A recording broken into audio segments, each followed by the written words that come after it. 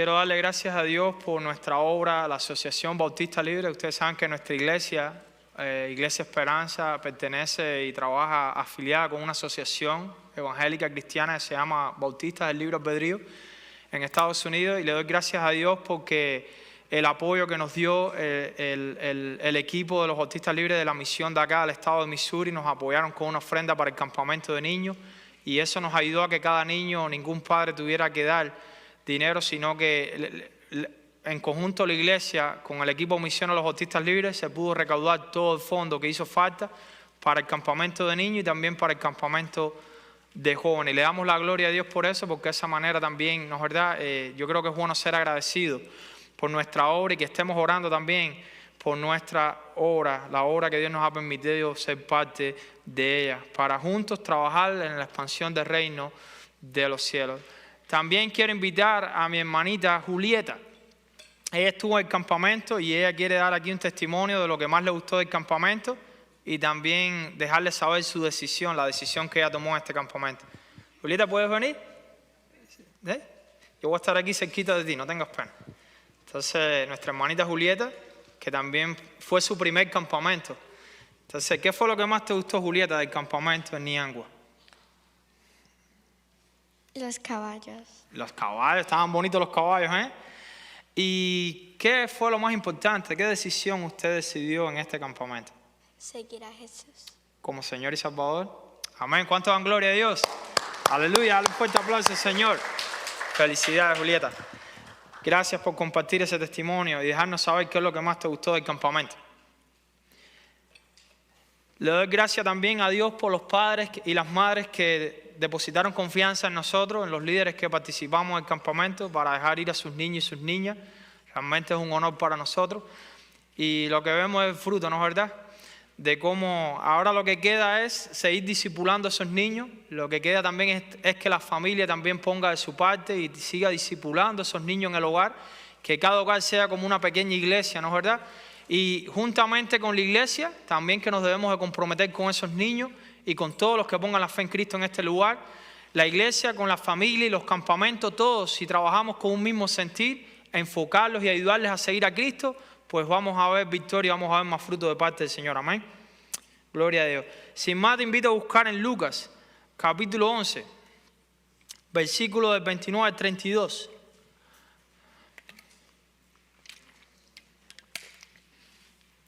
En esta mañana vamos a continuar en nuestro Evangelio según San Lucas, en el capítulo 11,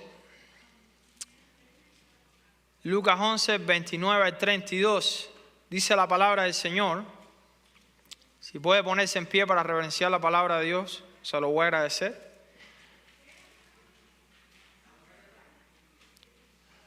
Como la multitud se aglomeraba, Jesús comenzó a decir: esta generación es una generación perversa, busca señal, y ninguna señal se le dará sino la señal de Jonás. Porque de la misma manera que Jonás vino a ser una señal para los ninivitas, así también lo será el Hijo del Hombre para esta generación. La reina del sur se levantará en el juicio con los hombres de esta generación y los condenará, porque ella vino desde los confines de la tierra para oír la sabiduría de Salomón. Y miren, algo más grande que Salomón está aquí. Los hombres de Nínive se levantarán en el juicio con esta generación y la condenarán, porque ellos se arrepintieron con la predicación de Jonás. Y miren, algo más grande que Jonás está aquí. Padre, te damos gracias por tu palabra. Pedimos que la bendigas, Señor. Espíritu Santo, danos entendimiento de ella. Y, Señor, que tú estés glorificándote en todas nuestras debilidades y hablando a nuestros corazones. En el nombre de Jesús, ayúdanos a no ser solamente oidores, sino también hacedores de lo que tú nos estás enseñando. En el nombre de Cristo oramos. Amén. Pueden sentarse, amados hermanos. Más que una señal, la urgencia de responder a Cristo. Hay una urgencia. ¿Quiénes creen aquí en esta mañana que hay una urgencia de responder al mensaje de nuestro Señor Jesucristo? Ese mensaje sigue siendo el mismo, ayer, hoy, por los siglos de los siglos. Ese mensaje sigue siendo relevante hoy en el 2026, porque es el poder de Dios para salvación de todo aquel que cree. No debe haber un latín más fuerte en el corazón de una iglesia local más que todos los que conocemos conozcan y reconozcan que Jesucristo es el Señor y el Salvador. Ese debe ser el latir de cada iglesia local, esa debe ser la existencia de cada iglesia local. Más que cualquier cosa que podamos compartir con los seres amados, queridos, conocidos, debe ser que todos escuchen y obedezcan al mensaje de nuestro Señor Jesucristo. Creo que vivimos en una generación que sigue buscando señales. Muchos dicen, si Dios existe, que haga un milagro. Si Dios existe, me responda esta oración. Entonces le voy a servir. Si las circunstancias mejoran, volveré a la iglesia. Así andan muchos hoy también, como en aquel grupo, en aquel contexto. Andan pidiendo constantemente, ¿qué? Señales y señales. Y no es que no se han dado señales. Señales hay de sobra, como se pudiera decir, ¿no es verdad? Pero hay algunos que sus corazones siguen como endurecidos y sus ojos espirituales siguen cegados. No quieren ver porque no quieren ver. No es que haya suficiente, no es que no haya suficiente evidencia. Vemos que Jesús confronta en este pasaje, que no empieza en este versículo, sino que empieza en el versículo 1 del capítulo 11, todo el contexto. Vemos que Jesús está confrontando esa mentalidad, quiere decir esa forma de pensar de aquella generación, de aquel tiempo, y hoy también continúan muchos con esa manera de pensar. La fe verdadera nunca nace porque Dios hizo lo que yo quería, nace cuando conozco realmente quién es el Cristo de la Biblia. Cuando se me presenta bien quién es el Cristo de la Biblia y lo conozco por quién eres, entonces esa es la fe verdadera que nace y que responde.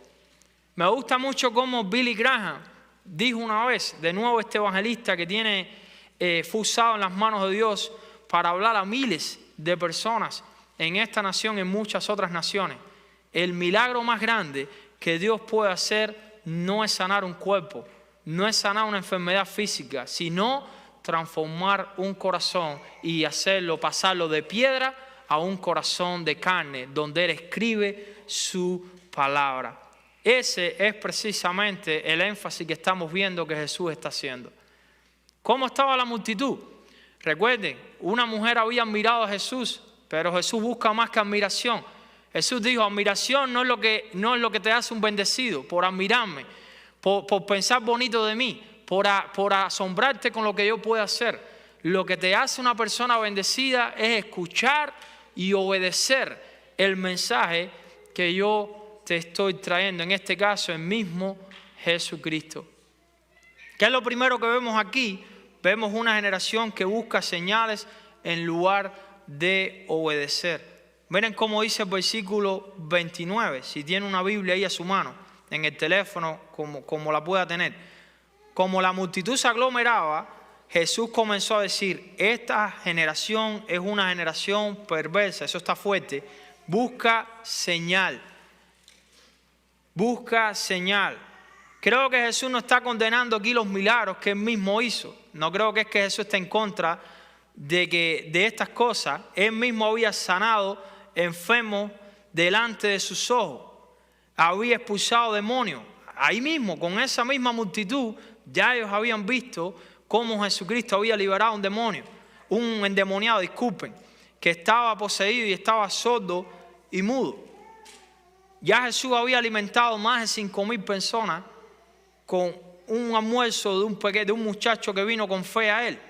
Creo que el problema no es la falta de evidencia. El problema era otro, hermano. El problema era que había mucha incredulidad en los corazones de los que estaban presentes. ¿Quiénes eran los que estaban pidiendo otra señal, una más? ¿Quiénes eran? Los escribas y fariseos, grupos religiosos del contexto. Aquellos que hacía un momento atrás en ese mismo contexto habían acusado a Jesús y habían blasfemado contra el Espíritu Santo, diciendo que lo que Jesús había hecho, la liberación que Jesús había hecho, la había hecho en el nombre de Beelzebú. Y vemos que Jesús les dio una enseñanza también. Lo que pasaba ahí no era falta de evidencia en ese público que había. Y lo que pasa hoy no es falta de evidencia. Lo que pasa en los tiempos que estamos viviendo, por qué las personas no quieren responder, no es porque Jesús no haya dado suficiente evidencia, tanto en aquel tiempo como en el tiempo de hoy. Es por la dureza de corazón. Es por la decisión personal de cada uno de muchas veces mantenerse en su incredulidad. No le faltaba evidencia al público que había en aquel momento. Lo que le sobraba era incredulidad. Eso es lo que estaba pasando en sus corazones. ¿Qué es lo que ellos querían?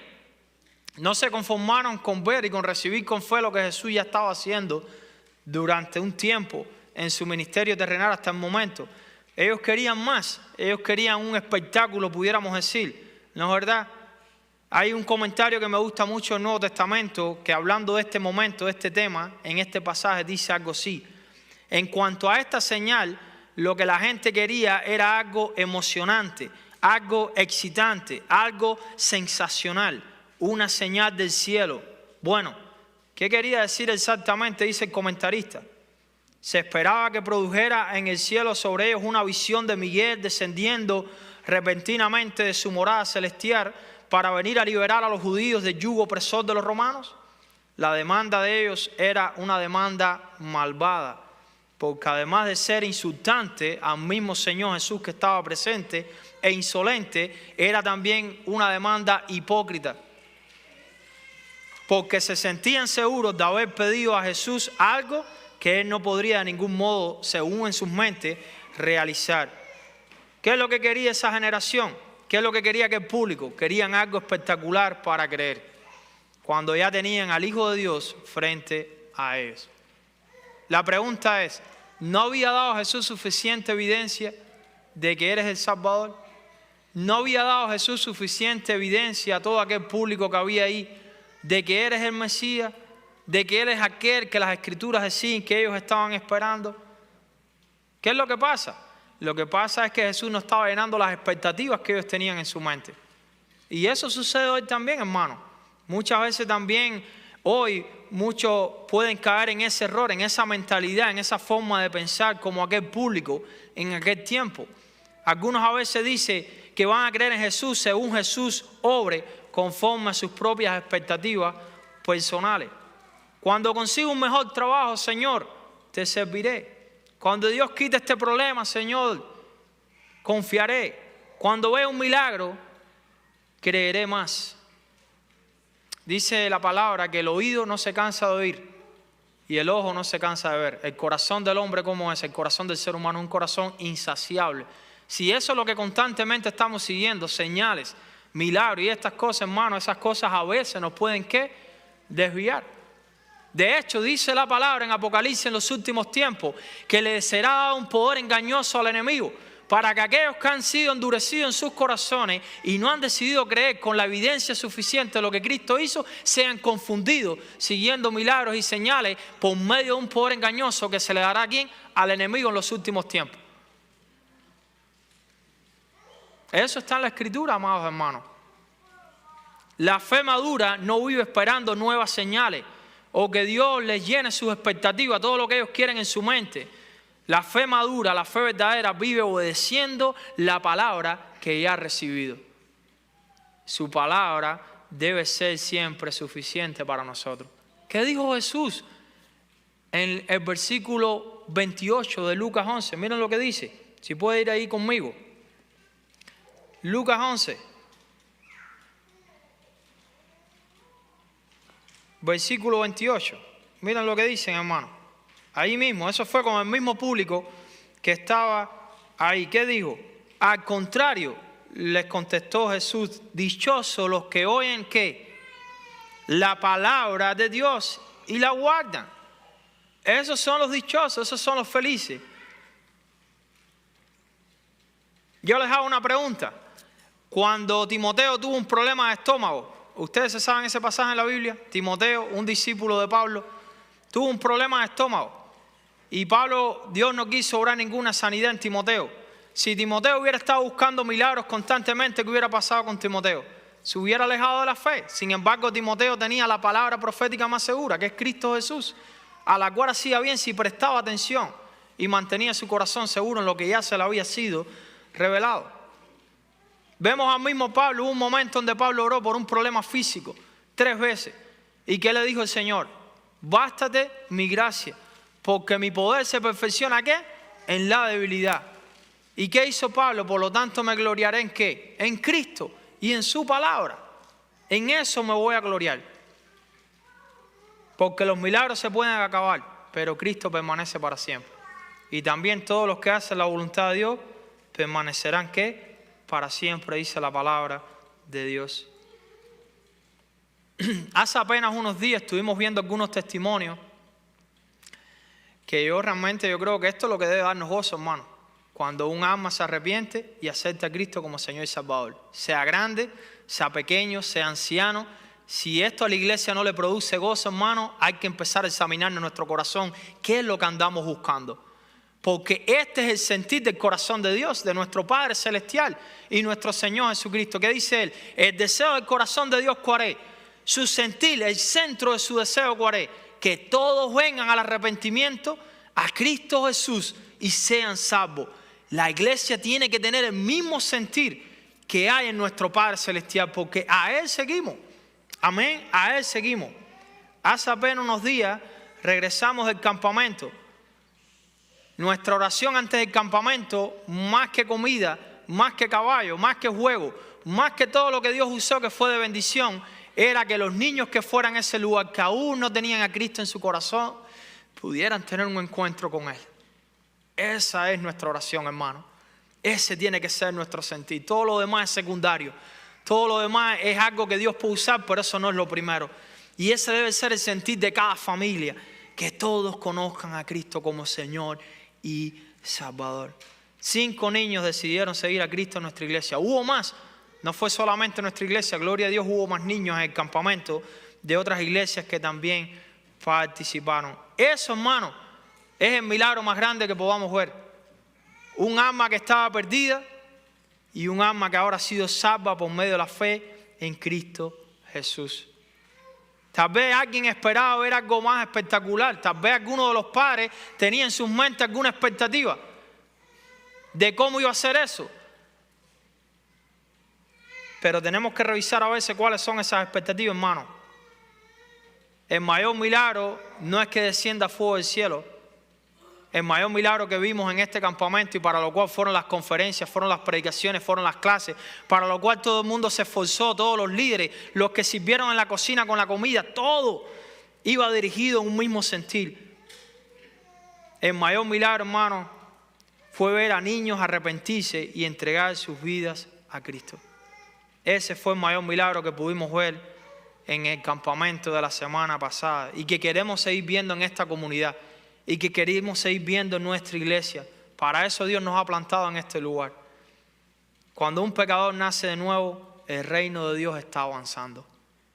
El gobierno de Dios se está estableciendo en los corazones. A eso es a lo que Cristo vino, a buscar y a salvar lo que se había perdido. Y eso es para los que tienen niños. Cristo vino a buscar y a salvar a esos niños. Cristo vino a buscar y a salvar a los adultos, a los padres, a las madres, a todos los que aún están sin Cristo, sin Dios y sin salvación. Miren el versículo 30. Mira cómo Jesús le responde. No le será dada señal, sino la señal de ¿quién? De Jonás. Quiere decir, no te voy a dar, lo que Cristo está diciendo en otras palabras es, mira, no te voy a dar la expectativa de lo que tienes en tu mente. Porque Cristo sabía lo que había en la mente de los fariseos y los escribas. Cristo sabe lo que hay en su mente, en la mente de cada uno que está hoy aquí, en la mente de este que está hablando aquí. Cristo sabe todo. Y Cristo no está viniendo ni vino a darnos todo lo que nosotros queremos en nuestra mente. Cristo vino a darnos específicamente lo que necesitamos. Por eso la única señal suficiente es Cristo. Y este muerto, quiere decir crucificado y resucitado. No le será dada señal, sino la señal de ¿quién? De Jonás. ¿Ustedes se saben la historia de Jonás? La historia del gran pez. No se sabe si fue una ballena o no. La Biblia no dice que fue una ballena. Literalmente. En muchas clases dominicales enseñan, no, una ballena. No. Si la Biblia no dice fue una ballena, podemos tener la idea. Pero no es lo que la Biblia dice. Pero un gran pez. Tuvo que haber sido grande. Una ballena es grande, ¿no es verdad? Pero bueno, no lo dice literalmente ballena. Jonás estuvo ¿cuántos días? 3 días, ¿dónde? En el gran pez que se lo tragó. Vemos que Jonás fue un profeta rebelde. Esta es la historia que Cristo usa. Dice, Jonás, que en el Antiguo Testamento fue un profeta, la historia de Jonás, él era un tipo de Cristo. Quiere decir, él tipificaba la venida del Mesías. Y dice, Jonás estuvo 3 días en el gran pez y después que pasó el tercer día, salió con vida enterito. Era una sombra de lo que Cristo haría. Asimismo también Jesús moriría, estaría sepultado y al tercer día resucitaría en vida. Porque así como el pez no pudo retener a Jonás, tampoco la muerte podría retener a Cristo. Esa es la señal que Jesús dice definitiva que le daría a aquella generación y para toda la generación que viniera. No necesitamos otra, hermano. La tumba vacía responde todas las preguntas. Jesús mismo es la señal. ¿Cuánto lo creen? Amén. Nuestra fe no descansa sobre experiencia. Las experiencias son buenas. A medida que obedecemos a Dios y su palabra, vamos a tener experiencias reales, una relación personal con Cristo. Él se va a manifestar y Él va a mostrar su amor, su compasión por ti. Te va a mostrar sus promesas a medida que obedece, a medida que camina contigo. Es real, pero no estamos llamados a confiar ni a basar nuestra fe en las experiencias. ¿Saben por qué? Porque las experiencias cambian y varían. Y a veces suceden cosas buenas, a veces suceden cosas malas que no entendemos. Pero Cristo permanece y sigue siendo el mismo ayer, hoy y por los siglos de los siglos. Nuestra fe no puede descansar, iglesia, sobre experiencia. Nuestra fe debe descansar sobre Cristo crucificado y resucitado. Él es suficiente para la salvación de los pecadores. ¿Saben que hubo un momento donde un predicador famoso en el Nuevo Testamento se llama Pablo de Tarso? Pablo se propuso, dice, me he propuesto una cosa, predicar a Cristo y a este crucificado. Ese era el mensaje central ¿de quién? De Pablo.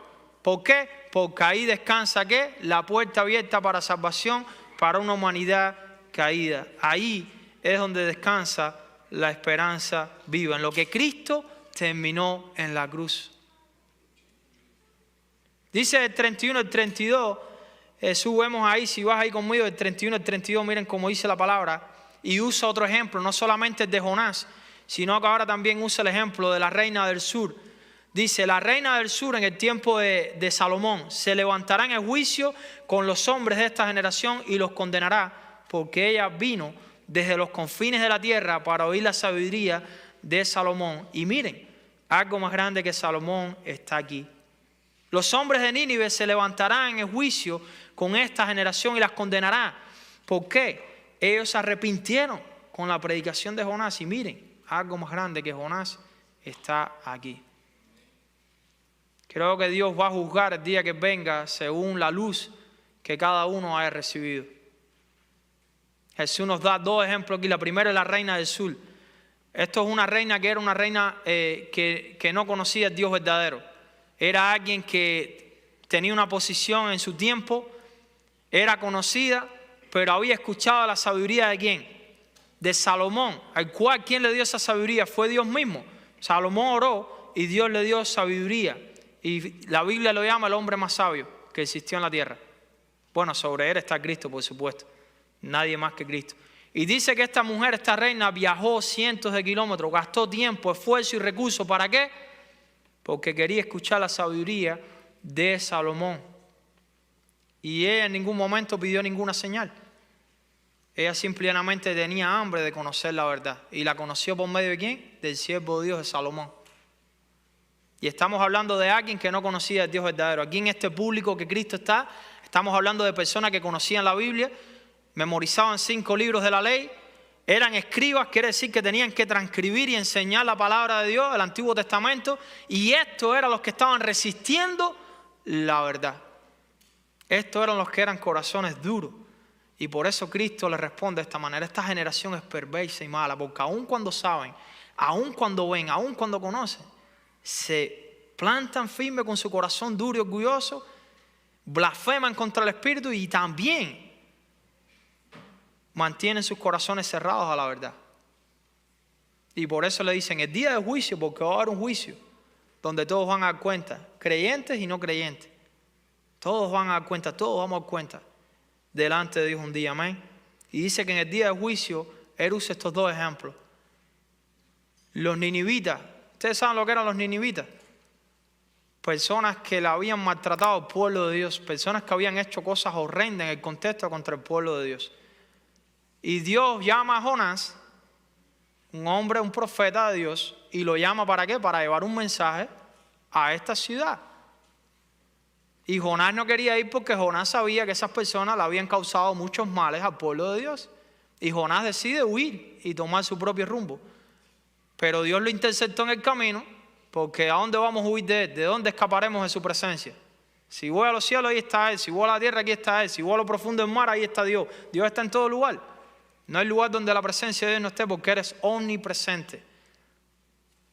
Y Jonás tuvo en su mente la brillante idea de que él iba a huir de Dios, de que él no iba a hacer lo que Dios le mandó. Y bueno, Dios mandó una tormenta, y dice la historia que Jonás estaba durmiendo, y todo el mundo empezó a consultar a sus dioses, la idolatría, y alguien viene y despierta a Jonás y le dice: oye, tú eres el único que no has hecho nada, levántate y consulta también a tu Dios. Y Jonás reconoció y dijo: no, esta tormenta es por causa mía, porque yo estoy huyendo de la voluntad de Dios, y por eso Dios envió, pero arrójenme a mí al mar y la tormenta se va a calmar. Arrójenme. Y ellos tuvieron temor, y hasta Dios usó esa tormenta y ese momento difícil para glorificarse y para que todo ese barco, todo el mundo en ese barco conociera al Dios verdadero. ¿A través de qué? De Jonás. Porque los planes de Dios son perfectos. Aún lo malo, aún lo que no entendemos, aún nuestra desobediencia, Dios la puede usar para glorificar su nombre, y al final el deseo de su corazón, que los que están aquí alrededor puedan reconocer que eres el Dios verdadero y sean salvos.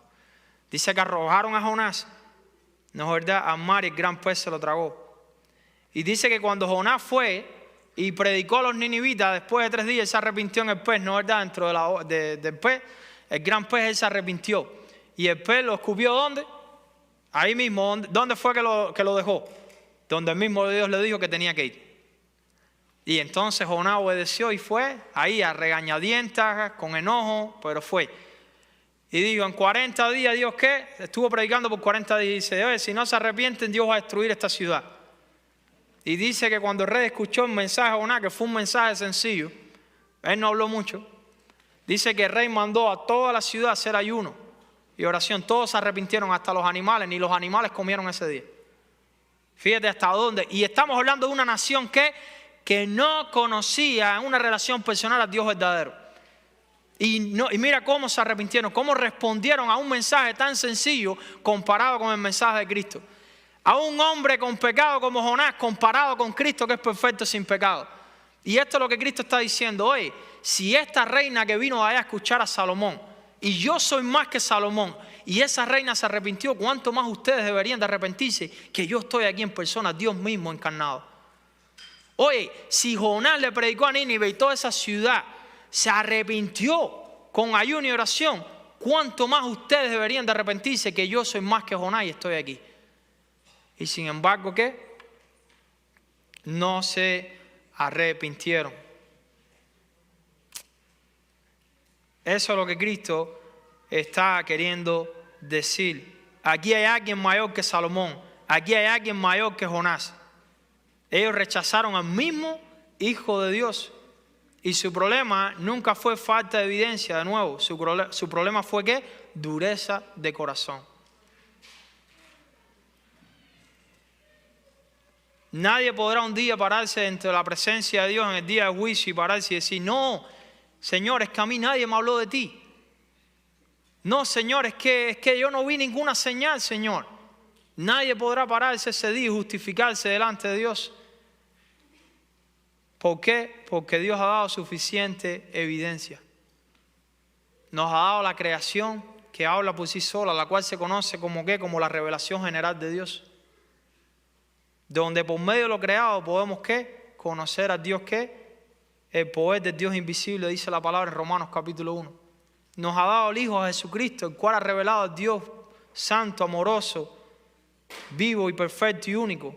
Porque dice que al que ha visto el Hijo, ha visto el Padre. Porque el Hijo le ha dado a conocer por medio de cómo actuó, por medio de los milagros, por medio de todo lo que hizo. Hoy Dios nos ha dado, hermano, todas las vías, todas las cosas que podamos tener para conocerle. Somos nosotros. El problema no son las cosas. El problema somos nosotros y nuestro corazón. Que a veces no aprovechamos las cosas que Dios nos ha dado para conocerle mucho mejor. Y eso es lo que pasa a veces. A veces culpamos las cosas a nuestro alrededor. No tenemos excusa para ser indiligentes de conocer al Dios verdadero, porque todo lo ha dado.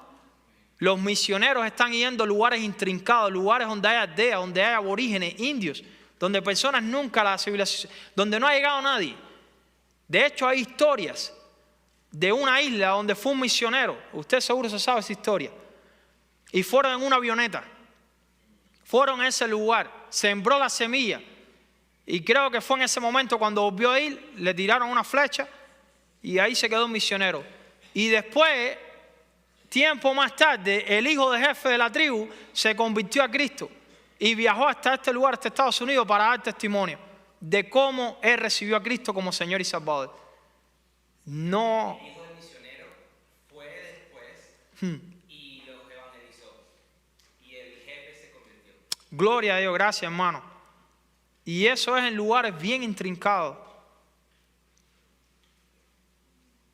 Vemos que Jesús sigue diciendo, mayor que todo soy yo, he aquí más que Salomón. Salomón fue el hombre más sabio, Jonás fue un gran profeta, pero Jesús, hermano, es infinitamente mayor. ¿Y cómo lo sabemos? Vemos la señal en el mismo Cristo. Cristo es mayor en su persona, mayor en su misión, predicó durante años más. Jonás nada más predicó durante 40 días y todo el mundo se arrepintió en aquel lugar. Hizo innumerables milagros que Jonás nunca hizo ningún milagro. Cuando predicó, reveló perfectamente al Padre. Todo apunta a una realidad. Cristo debe ocupar el centro de nuestra fe. Y eso es lo que pasaba con los escribas y fariseos, y eso es lo que pasa con muchas personas hoy que conocemos. Y a veces decimos, ¿por qué? ¿Qué es lo que está faltando, Señor? ¿Qué es lo que aún no ven? Porque evidencia suficiente las has dado, Señor. Lo que pasa es que Cristo no cabe en sus corazones. Ellos andan buscando otras cosas. Cristo debe ocupar el centro de nuestra fe. Cristo debe ser el centro y el cabeza de su iglesia. A veces venimos a la iglesia, a veces algunos vienen a la iglesia y se aburren y se van. ¿Por qué? Porque no andan buscando a Cristo, hermano. Porque no andan buscando la palabra de Dios, hermano. Porque lo que andan buscando es otras cosas en su mente. Porque Cristo no es el centro de su fe. Cristo, hermano, no una experiencia, no una emoción, no un milagro, no una tradición. Cristo debe ser suficiente y el centro de nuestra fe. ¿Sabes por qué? Porque todo se va a acabar un día, pero Cristo permanece para siempre. Nuestro Señor nunca cambiará, nunca nos dejará, nunca nos desamparará. Hubo un momento donde dice Pablo que todo el mundo lo abandonó. Dice que se sintió que se quedó solo. No hubo ningún discípulo cerca de él, no hubo nadie cerca de él. Y sin embargo, él dijo algo más, no se quedó y dice, pero el Señor estuvo conmigo. La fe de Pablo en Cristo fue suficiente, porque al final, ¿quién estaba con Pablo? Cristo. Cuando Pablo se sintió en sus días más solo. Hermano, las emociones son buenas, yo no estoy negando, nosotros somos seres humanos creados con emociones, pero el pecado ha afectado nuestras emociones. No debemos de buscar constantemente momentos emocionales cuando se trata de Dios. Debemos de buscar a Cristo y el Cristo de la Biblia. Las emociones cambian, pero Cristo permanece. Una iglesia sana, escuchen esto, amada Iglesia Esperanza. Una iglesia sana no busca vivir de experiencias extraordinarias, sino de una obediencia constante a la palabra de Dios. Valoremos, hermanos, también los milagros que Dios ya está haciendo. Cristo ya había terminado de hacer grandes cosas dentro de aquel público. Y sin embargo, ellos seguían siendo duros en su corazón. Vemos que 5 niños en nuestra iglesia una vez más entregaron su vida a Cristo. Eso vale más que cualquier espectáculo. Y al final es una decisión. ¿Estás puesto a pensar en eso? Qué sencillo el Señor lo ha hecho para todos los que quieran venir. Nosotros somos los que a veces lo ponemos difícil. A veces venimos con tradiciones y tenemos que poner todo un poco difícil. ¿Por qué? Si Cristo lo hizo todo en la cruz por ti y por mí. Y por todos cuantos quieran venir. El Evangelio es una buena noticia. El Evangelio no trae cargas sobre nosotros. El Evangelio es una buena noticia que es para compartir. Y la persona debe tomar la decisión de recibir. Pero solamente eso, y Dios se encargará de seguir haciendo la obra en cada corazón.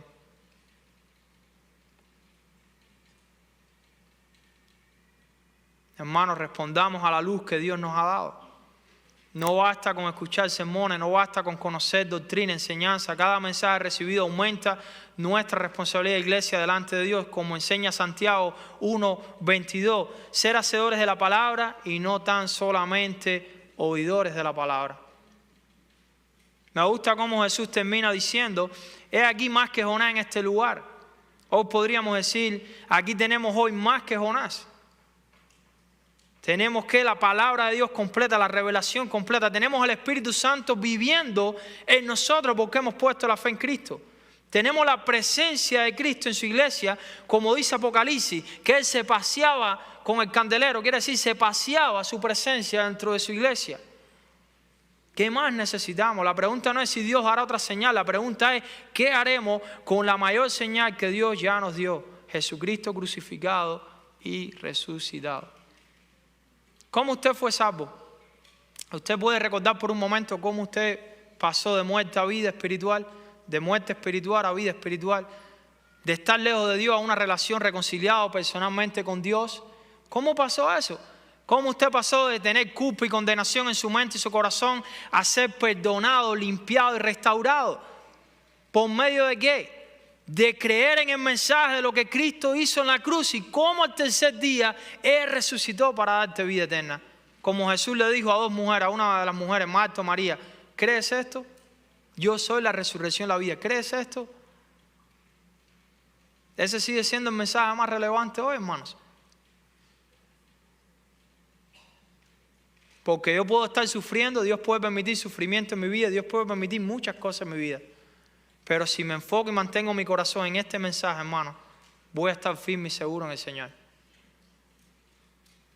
Me gusta cómo Billy Graham, ya estoy terminando, afirmó al final en una de sus frases: la cruz demuestra dos cosas: la profundidad de nuestro pecado y la inmensidad del amor de Dios. Eso es lo que demuestra la cruz, dos cosas. Cuán pecadores somos que Cristo tuvo que venir y tomar nuestro lugar en la cruz, aún siendo Él inocente y santo, perfecto, sin pecado. Y lo hizo voluntariamente. ¿Y por qué lo hizo? Por la segunda demostración de esa cruz: la inmensidad del amor de Dios por nosotros. En esto Dios muestra su amor para con nosotros, en que aún siendo pecadores, Cristo murió por nosotros. Dice Romanos capítulo 5, versículo 8.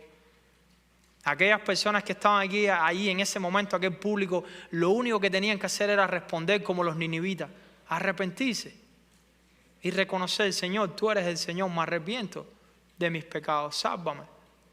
Y todos sus pecados hubieran sido perdonados en el momento. Toda su cuenta, toda su deuda hubiera sido saldada delante de Dios. ¿Por qué? Porque solo hay un nombre dado a los hombres en el cual podemos ser salvos: Jesucristo.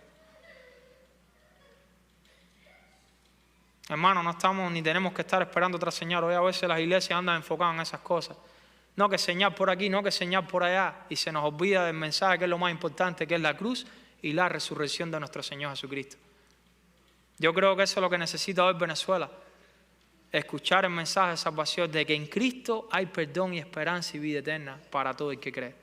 En lo que Él terminó en la cruz del Calvario. Eso es lo que necesita hoy Cuba. Eso es lo que necesita Honduras y cada uno de los países que está representado aquí. Escuchar y continuar escuchando ese mensaje.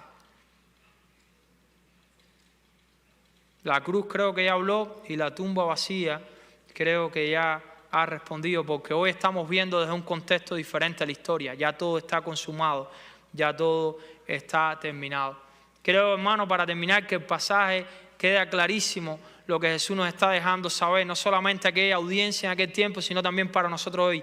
Deja de buscar nuevas señales y responde hoy con arrepentimiento y fe a la señal definitiva de que Dios ha dado al mundo Jesucristo crucificado y resucitado. Si esto no es suficiente para alguien hoy, entonces no sé dónde puedas encontrar la vida, porque eso es imposible, solamente en Cristo. Si lo que Cristo hizo en la cruz, su muerte y su resurrección al tercer día, si esta señal no es suficiente, no sé dónde podrás encontrar y llenar tu corazón, porque solo hay una persona que puede llenar el corazón vacío de la persona pecadora, y ese es Cristo Jesús. Fíjate que cuando aquella generación le estaba pidiendo señal, Jesús le dijo, no, ustedes están pidiendo más señal, yo les voy a decir, la señal que les voy a dar es que voy a morir para pagar por tus pecados. Eso fue lo que pasó con Jonás, un tipo Jonás. 3 días voy a estar en la tumba y al tercer día voy a resucitar venciendo la muerte, el pecado y el maligno para dar vida eterna a todos los que creen. Esa es la señal que Dios le dio.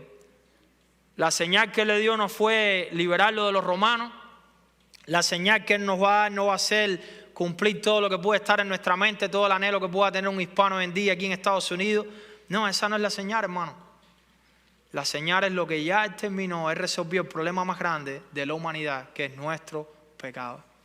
¿Y lo hizo por qué? Por amor a ti, por amor a mí. Amén. Yo quiero invitarte donde está que pueda inclinar su rostro. Si hay alguien aquí esta mañana que aún está sin Dios y sin salvación, si hay alguien aquí esta mañana que la palabra, alguna parte del pasaje ha estado tocando tu corazón, si hay alguien aquí esta mañana que se siente vacío, sin esperanza, que no se siente seguro, si hay aquí alguien esta mañana que está esperando algo más que Dios haga, déjame decirte, oh, Dios te está llamando. Ya lo hizo todo por ti en la cruz. Amén. Ya lo dio todo por ti y por mí y por todos cuantos quieran venir. Si hay alguien aquí esta mañana, podemos orar por ti. ¿Hay alguien aquí esta mañana que quiera tomar la decisión de seguir a Cristo como Señor y Salvador? Amén. Vamos a orar. Padre, te damos gracias, Señor, porque tú eres bueno. Papá, te damos gracias por tu palabra. Gracias, Señor, por tus testimonios, Dios mío. Señor, ayúdanos a no ser como los fariseos y los escribas, a tener corazones duros. Ayúdanos, Señor, a no andar cegados, Dios mío, buscando más y más, sino recibir con fe lo que ya tú nos das en tu palabra, Señor. Ayúdanos a no admirarte solamente, Señor, sino a reconocerte por quien tú eres. Ayúdanos a no ser oidores olvidadizos de tu palabra, sino hacedores de ella, Señor. En el nombre de Jesús, Padre, tú que conoces los corazones, Señor, pido que tú estés obrando en esta mañana en cada familia presente. Que tú estés dando paz, consuelo, fuerza, sanidad en los corazones, Señor, restauración. Padre, que tú estés trayendo salvación y vida eterna a aquellos corazones que aún no se han rendido a ti, Señor. Nos ponemos en tus manos y pedimos tu bendición para esta semana que ha de empezar, Señor, de trabajo, de pruebas. Que tu presencia vaya con nosotros y esté con nosotros en cada paso que demos, Señor. Bendice las naciones, cada una de las naciones que representamos hoy aquí. Y bendice también esta nación donde tú nos has traído, nos has permitido llegar. Gracias, Señor, por todas las bendiciones que también nos das a través de esta nación. A ti sea toda la gloria y la honra. En el nombre de Jesús, te alabamos y te damos gracias, Señor. Amén. Gloria a Dios. Estamos despedidos, amada iglesia. Que Dios les bendiga a todos y que tengan un lindo día en familia.